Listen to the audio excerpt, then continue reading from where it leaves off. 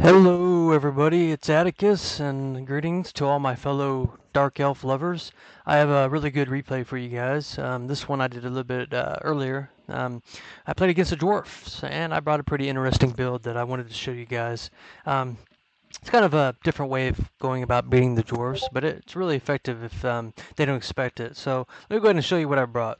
So you can see right here, I brought one unit of shades, and these guys are really, really good at range. They have 34 missile damage. It's armor piercing. They have stalk. They're really good. They'll do a lot of damage. So as long as you could keep them protected, these guys will melt anything the dwarves have. Um, these are not the great sword variant or the dual swords. These are just the regular ones. They're not, trying to get into melee. Also, you can see here for my front line, I just brought 3 bleak swords. And these guys, pretty much their job is just to hold the dwarfs in place while my dragons, bolt throwers, and shades, do the damage. You can also see that I've brought in 2 bolt throwers, and these guys, actually, I've had a lot of success fighting dwarves with bolt throwers. I don't feel like they ever expect a Druchii player to bring them to try to match them with the artillery game, but it's really hard for them to get there. They're not going to cross the map to attack you. So a lot of times the bolt thrower would just shoot undisturbed the whole game, and it can rack in a lot of kills, a lot of damage.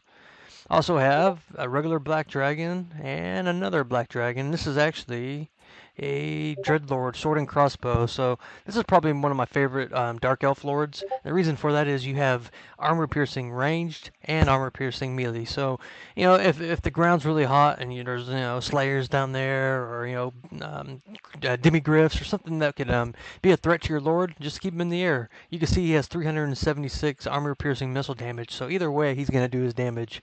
But when he needs to get on the ground, the dragon has 520 weapon strength, and not to mention you also get access to the breath attacks.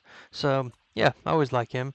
Also, I brought the Knights of the Ebon Claw. So yeah, this is the first time I think I've really experimented with these guys in a serious match, and yeah, they actually perform really good. I mean, anything low tier that the Jorts have, these guys will munch through, especially if they bring like miners with blasting charges.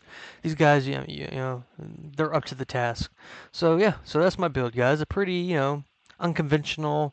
It would appear almost like it would be at a disadvantage since we don't have a lot of infantry, but you'll see. We'll see how it goes.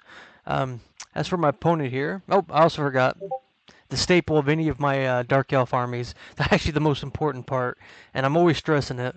So, Harpies. Guys, Harpies, Harpies, Harpies. One of the best units for any match. I mean, Harpies have a place for anything. Artillery, skirmishes, rear charges on infantry, mucking down lords. These guys are so good, and they're only 600 points. So yeah, 3 units of Harpies, and you know what they're going to be going for: artillery. So for my opponent, the Dalwi here, he has 3 units of miners with blasting charges. These guys are obviously really good at anything low tier, even good, even high tier infantry. They'll do damage too. But once they throw their blasting charges and it gets into actual combat, that's when they'll need the support from the rest of their group here. He also has 1 unit of Iron Breakers and Longbeards of great weapons on the sides here. Has 2 Thunderers, and these guys recently got fixed with the handgunners, where they would stop walking into combat. There was a bug where they wouldn't, stay put and shoot. So now that's been fixed by CA. You can see he's also brought in a gyrocopter brimstone gun, and you don't see a lot of these on online, but it's good. I think this is the anti-large variant. Yeah, and yeah, it is fire damage. So if I'd have brought a Hydra, it did really good at melting that. You can also see in the theme of fire, he brought a flame cannon, and yeah, this thing's so fun to play with. The flame cannon actually does a leadership penalty to your guys. So if once they're being attacked by it, I think it's like maybe like a -10 or see if I could click on it here. It's like -10 leadership, I guess because they're on fire. He also has a cannon. For support, he has a Master Engineer, and for you guys who don't know, the Master Engineer actually buffs artillery pieces and any ranged unit really. He could give like explosion radius, he could give like accuracy buffs, I think, and just a few things like that. So in the back, he has the Warriors of Dragonfire Pass, and yeah, maybe he was expecting Hydras here. It seems like since he went like a lot of fire, But yeah, these guys are really good. You can see it. They have 27 melee attack, 53 melee defense, and charged against large foes. So it's an interesting choice to put them in the back here. Maybe a unit of Slayers would have been more ideal. But Harpies. If you're trying to protect them from Harpies, though, Harpies are a small unit. They don't suffer from anti-large. So maybe these guys are better in hindsight. If he was expecting that. And for his lord, he brought good old Belagar, excuse me. And Belagar is a tank if ever there's been one. 120 armor, a silver shield, which gives him like 55% armor or missile resist. And yeah, you can see his stats here. And he has a lot of different buffs and things that keep him alive. So yeah, he's a real pain to deal with if you're, any other race. Unless you bring, a lot of range that could deal with him, shoot him in the back, etc. So yeah, that's the match there. So let's go and get the game started. So my thinking was, I look at his army here, and I see this is pretty much ideal, what I wanted. A lot of cav and a lot of gunners. So I start getting my my harpies into place here, and already I start unloading the bolt throwers.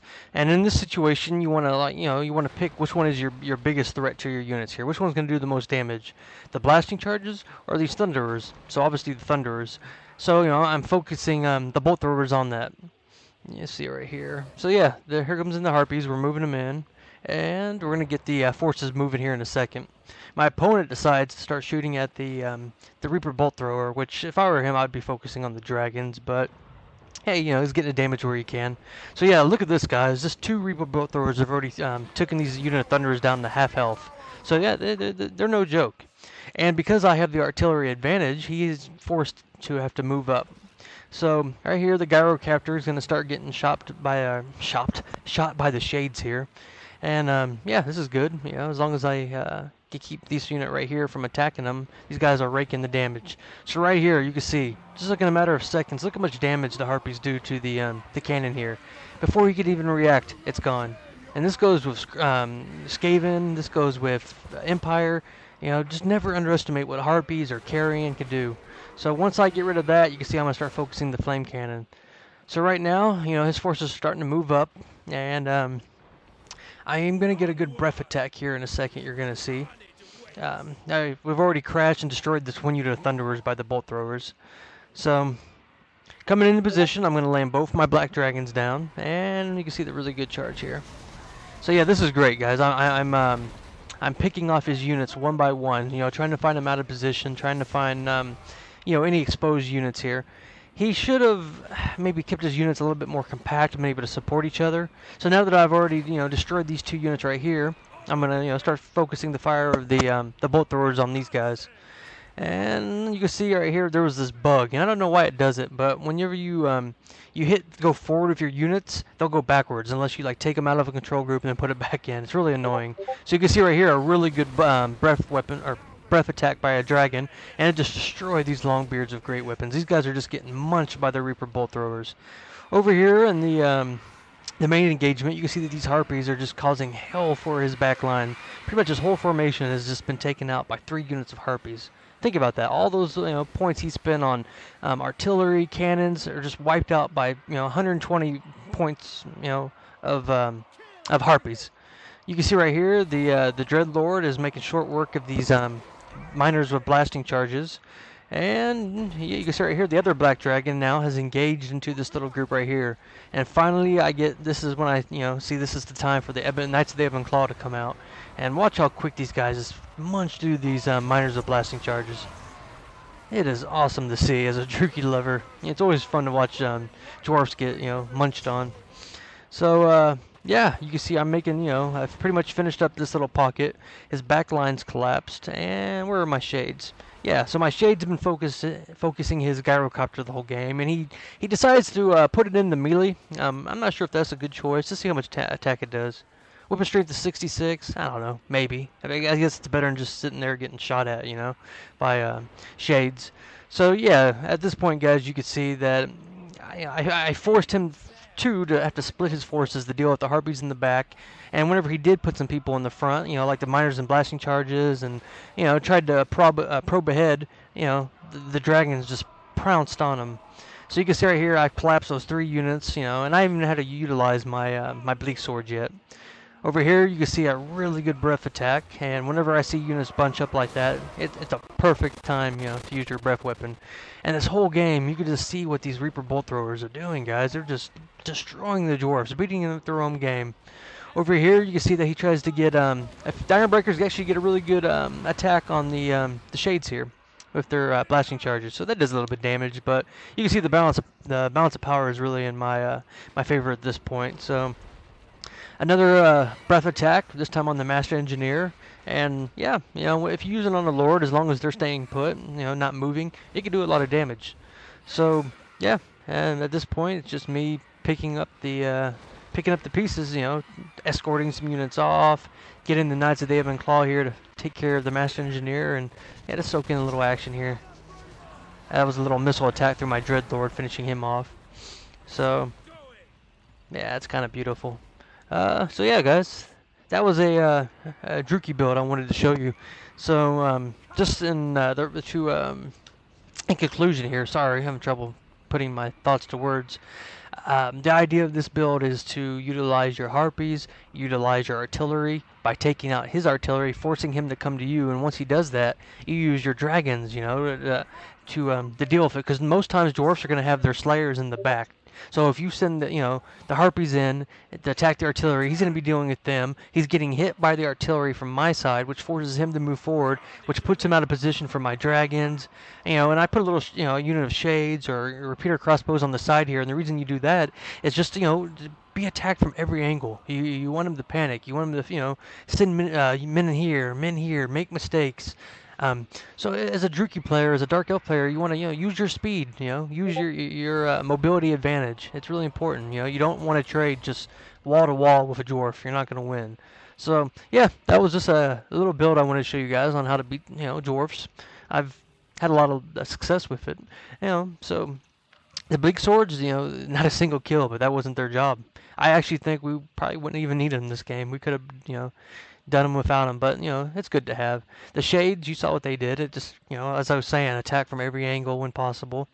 And the harpies, they're real MVPs, guys. You saw what they did. 4 units of handgunners, 2 handgunners and 2 artillery pieces taken out by them. And then you saw the power of the bolt throwers. These guys are excellent against dwarves. If they go rangers or somebody with vanguard, sometimes that could be a problem. But yeah, Knights of the Ebon Claw, they delivered, and the Black Dragon of 126 kills. So yeah, so what I want to do with this series of videos is just kind of show you how to beat certain races. As maybe we'll start with the Dark Elves since that's my favorite and my best, and then we'll branch off the other ones. So yeah, if you're on ladder and you want to try a different build, try this one, guys. So all right, so that's Atticus, and or I'm Atticus, and see you guys next time. Thank you.